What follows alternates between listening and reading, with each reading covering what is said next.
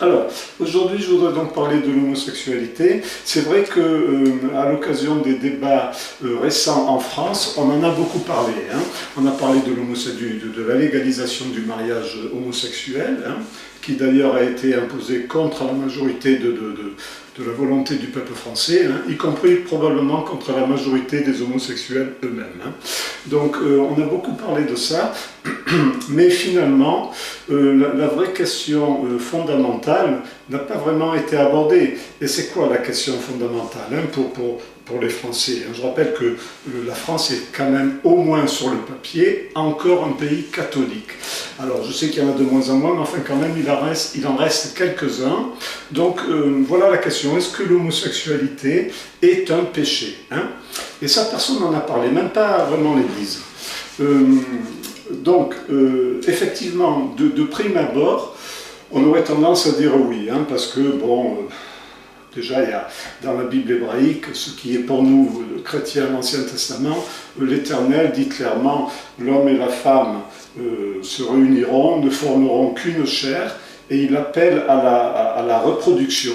Donc, ne serait-ce que cette phrase, c'est clair, pour les juifs et les chrétiens, l'homosexualité est un péché. D'ailleurs, je m'étonne que les ministres juifs du gouvernement soient en faveur de la légalisation de l'homosexualité, parce que c'est frontalement contre la Torah. Bon, c'est pas les seuls, il y a aussi des faux chrétiens qui sont pas mieux, et même des faux musulmans. D'ailleurs, les juifs, les chrétiens et les musulmans qui sont francs-maçons ne sont ni des vrais juifs, ni des faux chrétiens, ne sont pas de vrais juifs, ne sont pas de vrais chrétiens et ne sont pas de vrais musulmans. Parce que quand on croit en Dieu, on ne peut pas appartenir à des gouvernements francs-maçons dont le but est la destruction des religions du livre en général, y compris du judaïsme. Voilà, je ferme la parenthèse. Donc, l'homosexualité, est-ce un péché? On le voit dans la Bible, c'est condamné, on pourrait dire oui. Et il y a d'autres passages.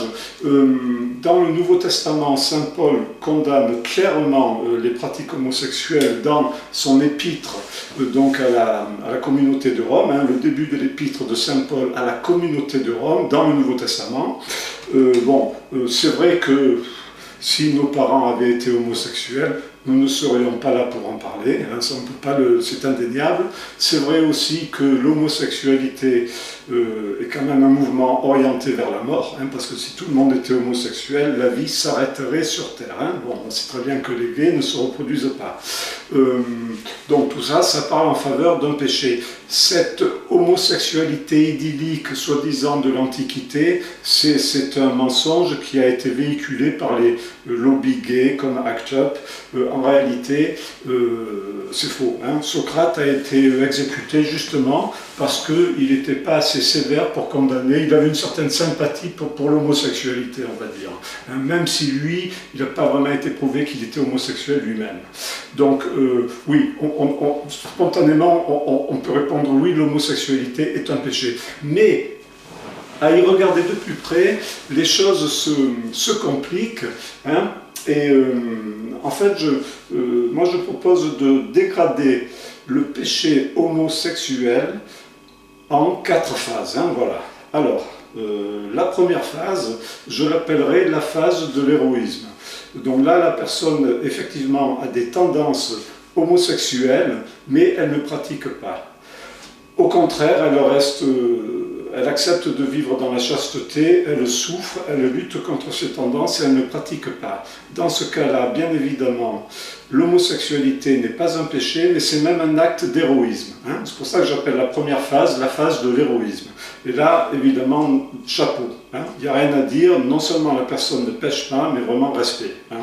Ok, ça c'est la première phase. La deuxième phase, je la nommerai la phase de la lâcheté. Alors ici, la personne, effectivement, donc pratique, mais elle pratique en silence, elle a un sentiment de culpabilité, comme on dit en bon français, la chair est faible, de temps en temps elle craque, mais ça reste dans le silence et la culpabilité. Alors là, on peut sans doute parler d'un péché, mais d'un petit péché. À mon avis, je ne pense pas que ce soit un péché très grave. C'est mon humble avis, ça n'engage que moi, c'est mon opinion. Donc, ensuite vient, donc ça c'est la phase de la lâcheté. Première phase, phase de l'héroïsme, deuxième phase, phase de la lâcheté, qui est un petit péché, mais pas très grave. Troisième phase, c'est la phase du outing. Le outing, vous savez ce que c'est la revendication. Tout d'un coup, on dit oui, moi je suis fier, je suis lesbienne, c'est bien comme ça, etc. Là, cette phase, effectivement, c'est déjà une phase qui rentre dans le concept de culture de mort, avec la fausse sémantique qui concerne à appeler le bien mal et le mal bien.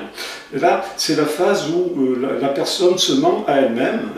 Pour échapper à ses propres ténèbres, elle essaye d'universaliser l'homosexualité avec sa revendication. Donc, en gros, le principe est le suivant. Pour ne pas avoir l'impression d'être dans les ténèbres, on essaye de rendre l'univers entier ténébreux. C'est la phase du outing. Là, c'est un péché massif, ça commence à être très sérieux. Donc ça, c'est la phase déjà de l'entrée dans la culture, sémantiquement, dans la culture de mort, anti-chrétienne, anti-catholique. Et anti-religion du livre d'ailleurs. C'est vrai pour les musulmans et les juifs, même s'ils sont trop lâches pour le reconnaître et même s'ils laissent porter le chapeau à la Sainte Église catholique, ce qui est un scandale, soit dit en passant, les rabbins et les imams, il faudrait vous bouger un petit peu aussi, c'est trop facile ça. Donc, je ferme la parenthèse. Alors maintenant, il reste la quatrième phase, qui à mon avis est la pire. Et cette phase, je vais l'appeler la phase du veau d'or, le veau d'or biblique. Vous savez que ce sont les Hébreux qui ont fabriqué des idoles quand Moïse recevait les 10 commandements sur le mont Sinaï. Donc la phase du veau d'or, elle concerne les gens, écoutez bien, les gens qui n'ont même pas l'excuse d'être eux-mêmes homosexuels, mais par une fausse tolérance, par un faux amour qui n'est pas lié à une éthique transcendantale, donc lié à Dieu, par une fausse tolérance, un peu comme pour l'avortement, on dit qu'assassiner un enfant net c'est tolérant, alors que c'est le contraire, pardon. Par une fausse tolérance, ces gens donc prétendent que c'est bien d'être homosexuel. Et ils n'ont même pas eu l'excuse d'être homosexuels. Donc ces gens-là, ce sont les éternels lâches, les lâches éternels, ceux qui se couchent pitoyablement comme des vers de terre devant la dictature culturelle ou pas du moment. En ce moment, c'est une dictature culturelle qui est plus difficile à combattre qu'une vraie dictature, parce qu'une dictature culturelle, elle ne dit pas son nom, elle ne montre pas son vrai visage. Et elle se bat uniquement dans le cadre d'une religion révélée. Donc ça, ce sont effectivement les pires. Ce sont ceux qui étaient nazis en 1938, quand la majorité des Allemands étaient nazis. Vous savez que Hitler est devenu riche, parce qu'il a vendu Mein Kampf par millions. Et donc les Allemands avaient déjà les Mein Kampf. Même si la solution finale dans Mein Kampf n'est pas clairement établie, quand même on savait ce que c'était plus ou moins et où ça allait mener.